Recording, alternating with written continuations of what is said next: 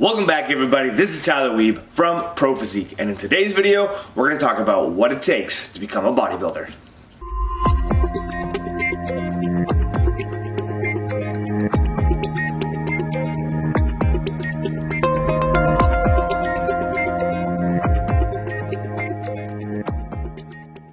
All right, welcome back, everybody. I hope you are all having a fantastic week so far. Doing it is whatever you do, getting excited, going to the Olympia here in a couple of days.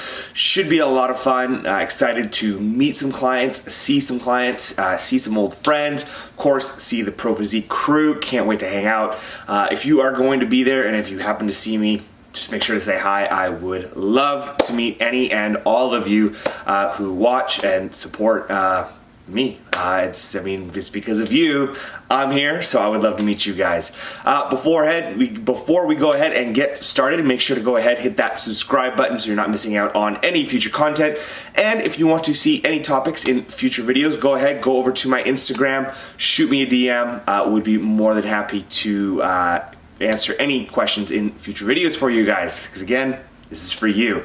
All right, so today I wanted to probably go in a little bit different of a direction that I typically go in and talk about what it takes to be a bodybuilder. So this was a journey that I set off on long time ago.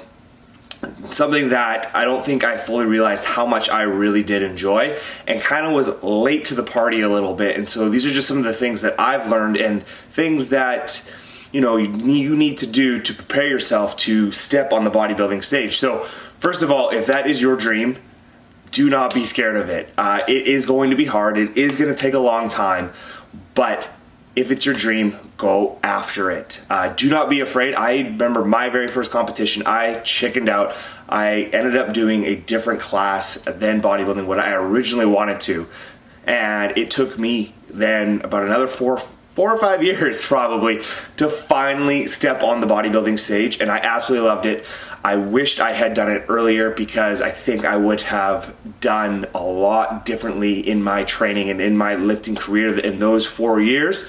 That would allowed me to become a even better bodybuilder now, but hey, I'm playing catch up. It's okay. You can't regret the decisions that you always make. But know that it is going to take a long time. Bodybuilding is quite unique in that you need to be as large as possible while being as lean as possible on stage. And so to get that type of muscle size, especially for someone who is natural, I am talking to natural people.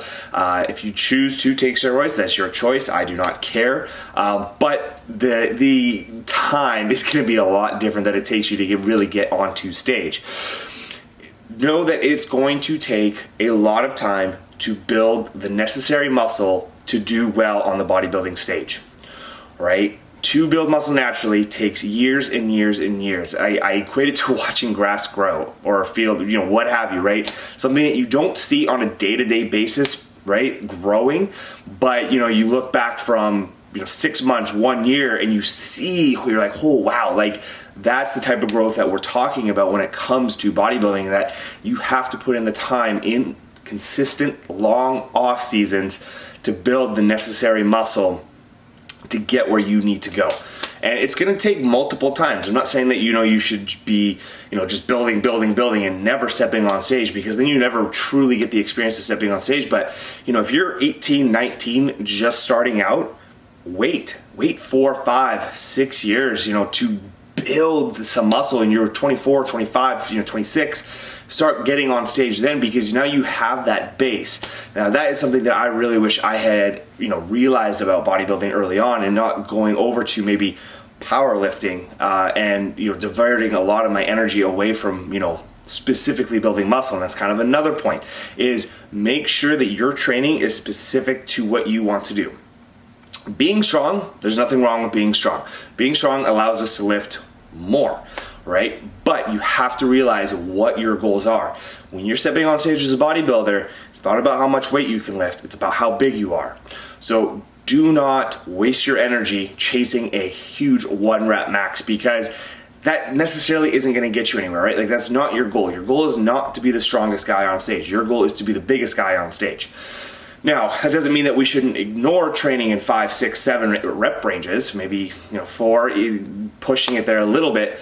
But the majority of your training should be focused on hypertrophy and making sure that we are increasing your total volume, your total intensity, your total frequency of how much you can lift when it comes to hypertrophy. So the rep ranges of 6 to 30 type of thing, and we should be worried about that, not necessarily chasing a 1 rep max of whatever it might be on squats, deadlifts, etc., stuff like that. So don't feel like you have to do these certain things, right?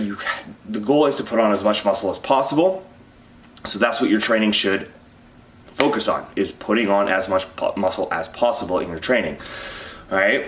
Eating obviously is going to be a very huge thing for the bodybuilder. I mean, anybody in this journey, eating and nutrition is going to be very important. So it's kind of an understatement or an overstatement. You could really go with either or, because it's just so important. But it's important for everyone. But for that bodybuilder, making sure you're always getting enough protein, 1.2 grams per pound. Making sure that we are eating enough carbs to fuel our workouts, and then obviously we always have our fats for our overall health and just to kind of fill out the rest of the calories. But making sure that we are doing that to fuel our growth is going to be very important. Making sure, and I think this can be said again for every competitor, making sure that we're not getting too fat in the off season, right? We don't want to be starting prep with 30, 40, 50 pounds to lose. It can be done, but we run the risk of losing a little bit of lean body mass when we have that much to lose. And if we're only doing like a 24, 25 week prep, it's going to be hard at 2 pounds a week to really maintain that and maintain as much muscle as possible. No matter what you do in prep, you are going to lose some muscle. And so if we can start off leaner than say 50 pounds, that is going to give us a lot more wiggle room, allow us to go a little bit more slower on a week-to-week basis so that we can do our best to preserve as much lean body mass as possible. And again, that's where that higher protein can really come into play as well as we go through the prep phase. That the leaner we get, we're still having high protein, so that can really help with the muscle retention. And that's going to be a great start for you guys, looking to start your bodybuilding career. It's going to be a little bit different as you start getting into it, but a lot of the same principles still apply. Time, food, not getting too fat, and just making sure that you still love the sport, right? Your training is specific, and just you're constantly striving towards something. For me, I'm taking the next 3 years off to build the necessary muscle to make sure that I can get on stage and do well. I am never going to be the biggest guy, but I can do what I can to ensure that I still can potentially do well. All right, guys, that is going to be everything today. Hopefully that was informative for you. If you really enjoyed it, let me know. It'd be great to hear, because I'm hoping to maybe do a bit more bodybuilding and physique focused videos coming up here in the future.